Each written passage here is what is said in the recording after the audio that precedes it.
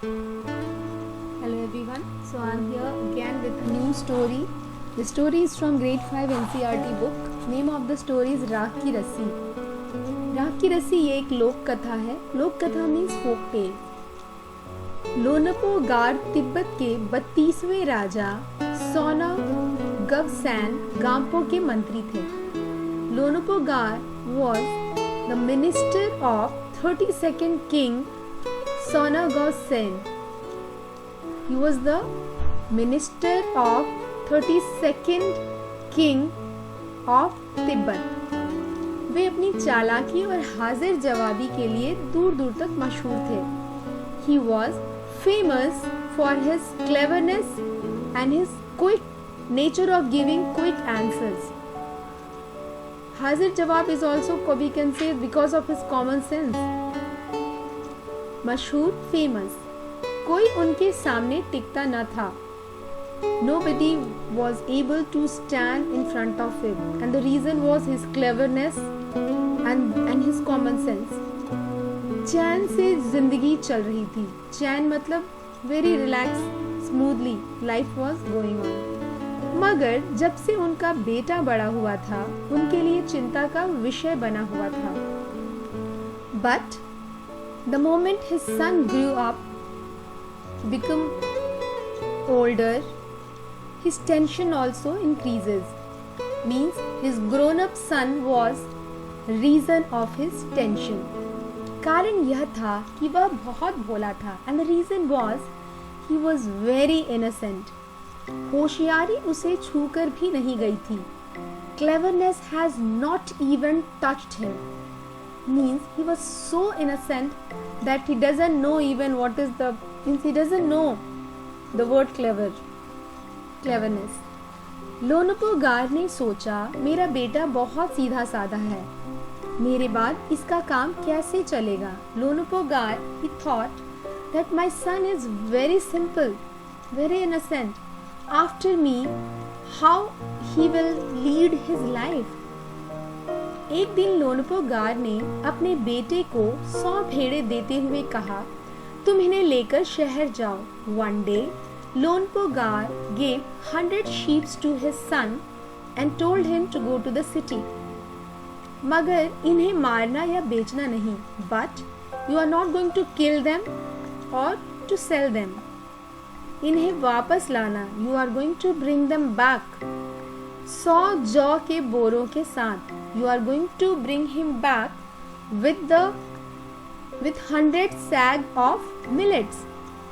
वरना मैं तुम्हें घर में नहीं घुसने दूंगा. Otherwise, I am not going to allow you inside my house. इसके बाद उन्होंने बेटे को शहर की तरफ रवाना किया. रवाना मतलब send. After that, he sent his son towards the city. लोनपो गार का बेटा शहर पहुंच गया. His son reached to the city. मगर इतने बोरे जौ खरीदने के लिए उसके पास रुपए ही कहाँ थे. But to buy so many bags of millet, he doesn't have money. वह इस समस्या पर सोचने विचारने के लिए सड़क किनारे बैठ गया. He sat on the side of the road to think on this problem. समस्या problem. सड़क किनारे means side of that road. So he just sat by the side of the road and started thinking on his problem. मगर कोई हल उसकी समझ में नहीं आ रहा था. हल is solution. But he was not getting any solution for his problem. वह बहुत दुखी था. He was very sad. तभी एक लड़की उसके सामने आ खड़ी हुई. At that time only one girl came and stand in front of him. क्या बात है, तुम इतने दुखी क्यों हो? And she asked, what happened? Why you are so sad? लोनपो गार के बेटे ने अपना हाल कह सुनाया. And then लोनपो गार's son he explained everything to her. इसमें इतना दुखी होने की कोई बात नहीं. Then she said, there is nothing to be feel sad on this. मैं इसका हल निकाल देती हूँ. I have a solution for your problem. इतना कहकर लड़की ने भेड़ों के बाल उतारे और उन्हें बाजार में बेच दिया. After saying this, that girl, what she did, she took the hair of all the sheep and he sold it in the market. she sold it in the market. She took the hair of the sheep and sold it in the market. As you know, with the hair of the sheep we make wool. So she sold it. She took and she sold all the hairs in the market. जो रुपए मिले उनसे जौ के 100 बोरे खरीदकर उसे घर वापस भेज दिया. And after selling that sheep's hair, whatever money she got, she bought 100 millet sag for him and she gave him and sent him to his house. लोनपोगार के बेटे को लगा कि उसके पिता बहुत खुश होंगे. लोनपोगार son, he thought that now my father will be very happy. मगर उसकी आप बीती पर उन्होंने ध्यान नहीं दिया. But his father doesn't even asked him about the incident and all. He just carelessly accepted this. वे उठकर कमरे के बाहर चले गए. He went outside the room. दूसरे दिन उन्होंने अपने बेटे को बुलाकर कहा. Next day, second day, he called his son again and said, पिछली बार भेड़ों के बाल उतारकर बेचना मुझे जरा भी पसंद नहीं आया. Last time you sold the hair of the sheep. I didn't like it. अब तुम दोबारा उन्हीं भेड़ों को लेकर जाओ. This time again you go to the city with the same sheep. उनके साथ जौ के 100 बोरे लेकर ही लौटना. And this time also please don't return until unless you are not getting 100 sacks of millet. एक बार फिर निराश लोनपोगार का बेटा शहर में उसी जगह जाकर बैठ गया. So again he went to the city and the same place he sat in the city. न जाने क्यों उसे यकीन था कि वह लड़की उसकी मदद के लिए जरूर आएगी.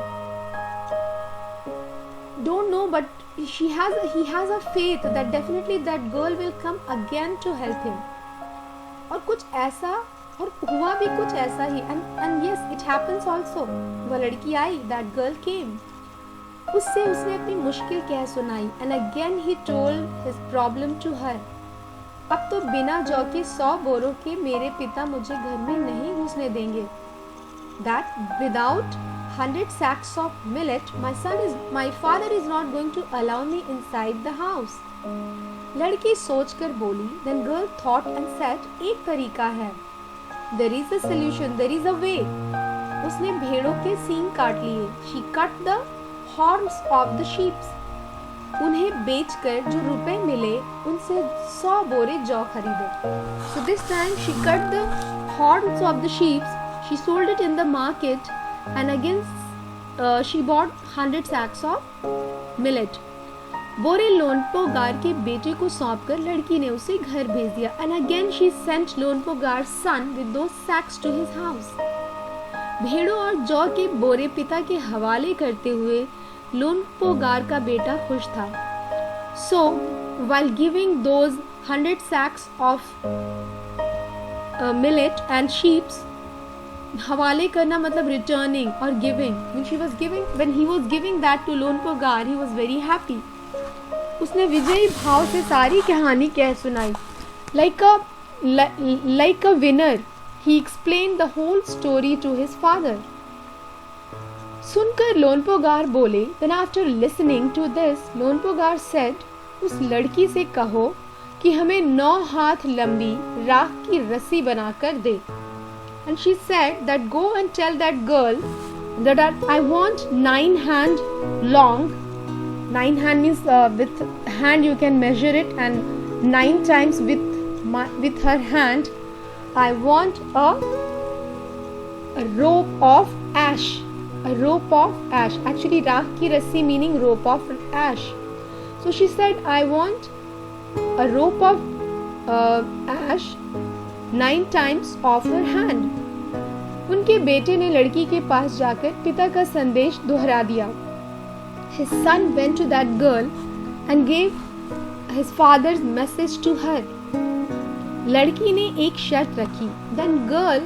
Then that girl kept a condition. शर्त means condition. She said, मैं रस्सी बना तो दूंगी मगर तुम्हारे पिता को वो गले में पहननी होगी. That I am going to make that ash rope, but your father have to wear that in his neck. लोनपोगार ने सोचा ऐसी रस्सी बनाना ही असंभव है. You all can think that making a rope with ash is not possible. So Lonpogar thought that no, this is impossible, असंभव, impossible. So this is the reason. इसलिए लड़की की शर्त मंजूर कर ली. He accepted that girl's condition. अगले दिन लड़की ने 9 हाथ लंबी रस्सी ली. Next day, that girl, she took 9 times off her hand that much long rope. उसे पत्थर के सील पर रखा और जला दिया. And then she kept that rope on a big stone and she just put fire to that rope. रस्सी जल गई मगर रस्सी के आकार का राख बच गई. So the moment she put fire in that rope, the rope burned. But there was a ash on that slab or that stone. The shape of that ash was, because as it was a rope and she just burned that, so there was a rope in a shape of ash. ठीक है, मगर रस्सी के आकार की राख बच गई. The ash was of the shape of rope. इसे वह सील समेत लोनपोगार के पास ले गई और उसे पहनने के लिए कहा. She took that big stone on top of that which she burned that rope. She took the whole stone to Lonpogar and asked him to wear it. Lonpogar रस्सी देखकर चकित रह गया.